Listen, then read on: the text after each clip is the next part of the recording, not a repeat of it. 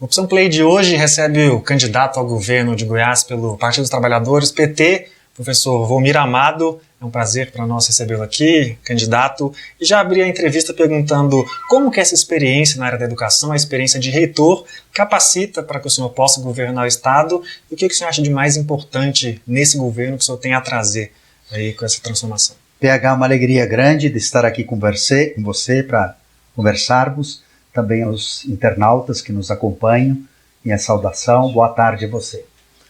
Olha, eu tenho uma experiência de mais de 28 anos como reitor da universidade e claro que isso, dentro dos 37 anos de professor, me habilitaram, foram me treinando, me capacitando para o exercício da liderança, que é sempre uma liderança acadêmica, mas simultaneamente é uma liderança política, de você saber congregar, juntar as forças todas, potencializá-las em torno de um projeto.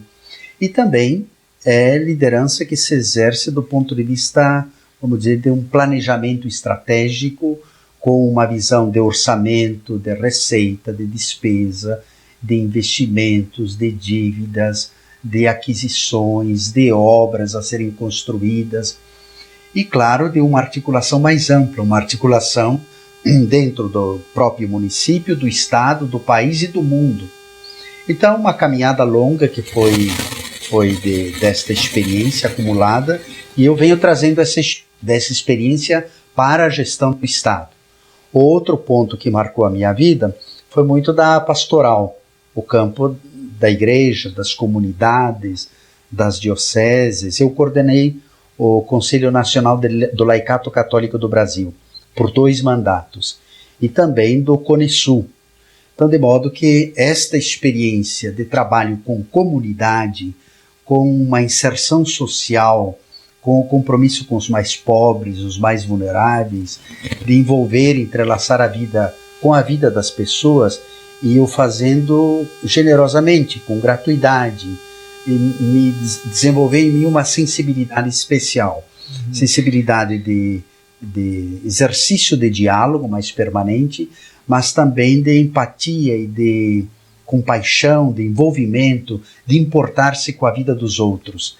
Então, se por um lado o mundo acadêmico, da gestão, dos títulos acadêmicos, dos estudos, me formaram numa dimensão, este outro com, vamos dizer, um outro pé na realidade da vida do povo, também compôs e integrou aquilo que eu pude alcançar de ser até hoje.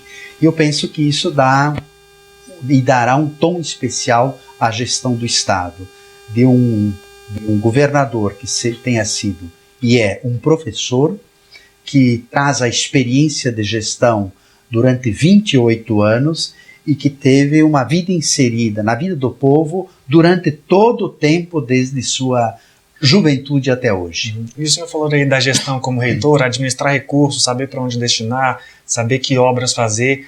Como trazer isso para o governo de Goiás e como o senhor avalia que isso está sendo feito hoje pode ser transformado numa eventual gestão sua por esse lado econômico, por exemplo, que é sempre uma preocupação muito grande do eleitor, né? Sim, olha, sem o recurso financeiro é muito difícil só uma gestão política dela ser conciliada, dela convergir e de você também anunciar grandes realizações, grandes projetos, sem cotejar isso com a situação financeira. Assim eu fiz durante toda a minha vida como gestor. Sempre era preciso olhar o recurso financeiro que tinha, o fluxo de caixa, os investimentos a serem feitos, os empréstimos a serem contraídos, a folha de pessoal a ser paga. Só da folha de pessoal era uma média de 15 milhões meses. Então, para você avaliar um pouco o recurso. E de aquisições, o que era de insumo, de fornecedores, tinha que ver desde peças de avião até ração para animais, porque os cursos dos mais diversos. E também o quadro de pessoal e a política de pessoal, que era muito abrangente e complexa, porque você tem que pegar funções especializadas para atender a todos os ramos e setores da universidade. E isso, claro que, portanto, a questão do orçamento e do fluxo de caixa são muito decisivos. Eu acompanhava todos os dias, sempre, toda a movimentação financeira da universidade. E também instalei mecanismos de acompanhamento disto. Agora, exatamente em razão disso, portanto, eu estou muito preocupado com a situação do Estado. Eu vejo aí o governo deixando um Estado quebrado, um Estado muito mais endividado do que aquilo que ele anunciava e passou anos dizendo que teria que consertar e de recompor a situação financeira. Eu fiz um demorado estudo, inclusive com especialistas que avaliaram a situação do Estado e vejo um pouco a situação em que ele se encontra. A dívida bruta do Estado cresceu quando o governo Caiado assumiu, ela estava em 19,6 bilhões. Hoje ela está em 23,3 bilhões. Ou seja, não só ele não resolveu o problema da dívida, como ele aumentou a dívida em 4 bilhões a mais neste período em que ele está deixando o governo. A renúncia de receita que o governo fez, só em 2022 saltou de 9 bilhões para o ano que vem 11 bilhões. Então 2 bilhões que vai deixar de receber a menos. Aumentou a dívida e renunciou a 2 bilhões. Depois, a dívida ativa ao Estado, aquela que o Estado tem que arrecadar, pois ele teve a prescrição de prazos em torno de 3 bilhões e 300 milhões no ano passado, em 2021.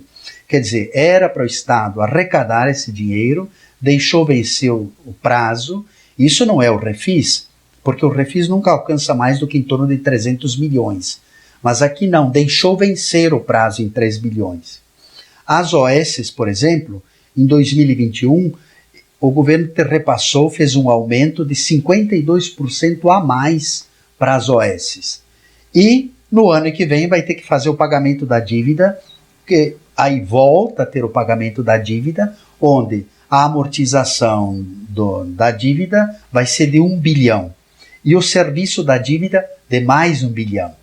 E não bastasse tudo isso, quer dizer, um governo que aumentou a dívida, por um lado, e diminuiu a arrecadação, será um governo que fez o famoso pacto da responsabilidade fiscal, em que fixa tudo que terá que investir dentro do Estado.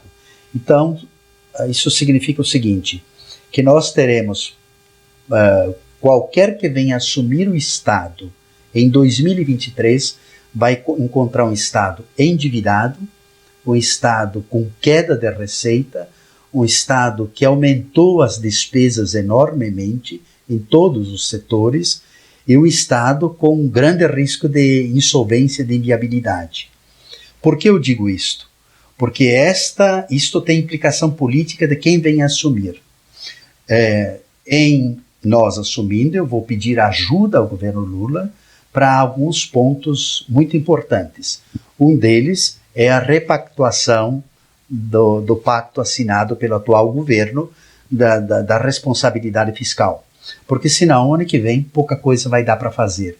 Então, tendo uma convergência, Goiás votando no governador junto do presidente, portanto, convergindo nesta eleição, isso ficará muito mais fácil no diálogo com o governo federal para a repactuação do pacto da responsabilidade fiscal. E segundo ponto, junto do governo federal, claro que será preciso rever o pacto federativo, pelo menos no aspecto dos impostos, da harmonização do ICMS com essa diversidade enorme que existe nos diversos estados do Brasil, pois que isso seja mais compatibilizado e haja como que um poder moderador para não haver uma guerra fiscal entre um estado e outro. E nós não perdermos na potencialidade econômica a que podemos impulsionar o Estado, mas por outro lado, para não ter tanta perda de receita como está acontecendo agora.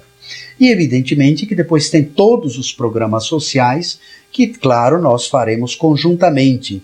A questão da moradia, do Fome Zero, da educação, são programas já históricos, de experiência do governo Lula em gestões passadas e que nós queremos trazê-lo aqui.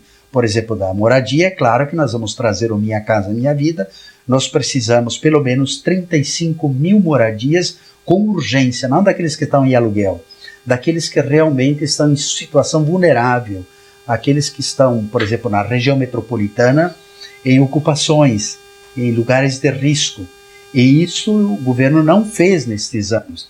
O Fome Zero é outro, com Bolsa Família, com uma bolsa complementar que ajude por renda de cada um dos que compõem a família. Pois é claro que isso precisa apresentar o programa que tem. Veja, são mais de 600 mil famílias que passam fome aqui em Goiás e 33 milhões no Brasil. Então será um dos pontos emergenciais e prioritários que vamos assumir. Então eu coloquei este aspecto financeiro porque ele é muito preocupante e entregando um Estado quebrado e, por outro lado, o mundo a ter que ser feito nesse Estado de urgências, assim como deverá ser feito no país, e que nós temos, de fato, que convergir politicamente, remar numa direção única para viabilizar Goiás a partir do próximo ano.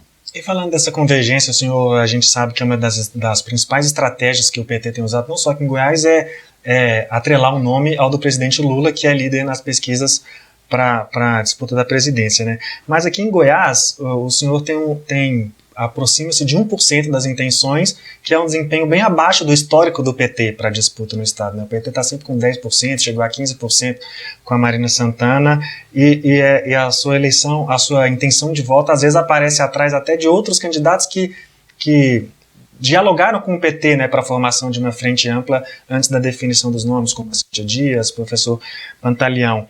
E a gente não está vendo expressivamente essa conversão de votos ainda do presidente Lula para a sua candidatura. Ainda tem tempo de fazer isso? E como fazer isso para poder levar a disputa ao segundo turno? Sim, ainda tem tempo, porque a campanha recém está começando. Agora, quanto às pesquisas, a questão é que são vários institutos e cada um tem apresentado um dado. E a pesquisa não é igual a outro tipo de pesquisa científica, que ela é mais duradoura. Estas pesquisas são provisórias, elas valem para um dia, para 3 dias, para uma semana no máximo, tanto que depois disso elas se tornam descartáveis e é preciso, para um acompanhamento mais preciso, logo ter que fazer a aplicação de novo de uma consulta eleitoral. Então, este é o primeiro ponto que nós consideramos. Quer dizer, não é como uma pesquisa sobre vacina, que é duradoura e atravessa anos até não aparecer uma vacina muito melhor. Uhum. Não, são pesquisas conjunturais. O segundo ponto é, sim, eu reconheço que eu fui prejudicado por 2 pontos. Um deles foi a protelação excessiva de definição do nome dentro do partido. E o outro aspecto é o partido perdeu as pílulas partidárias.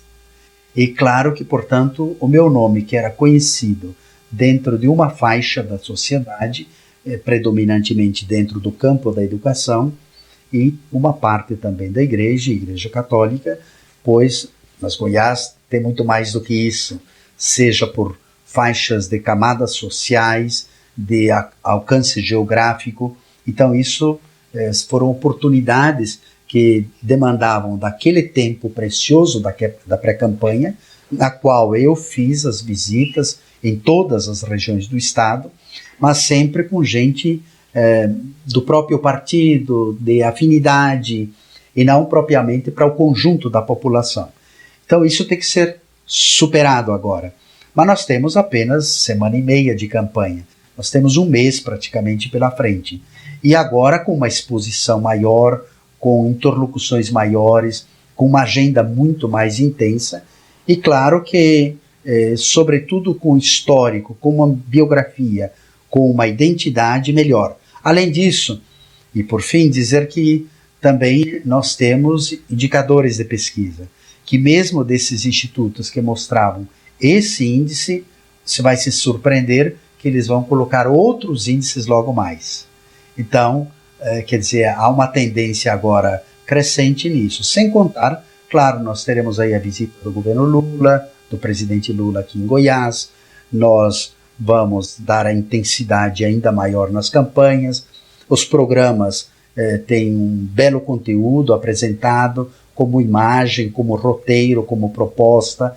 Então eu estou muito confiante e permanecerei confiante até o dia 2 de outubro, com coragem, com determinação, apresentando o nosso projeto e procurando, de fato, crescer eleitoralmente aí também nas pesquisas. A Opção Play agradece. Esse foi o candidato ao governo de Goiás pelo PT, professor Volmir Amado. Nós agradecemos a presença e a participação, candidato. PH, obrigado pela oportunidade, obrigado a vocês que nos acompanharam.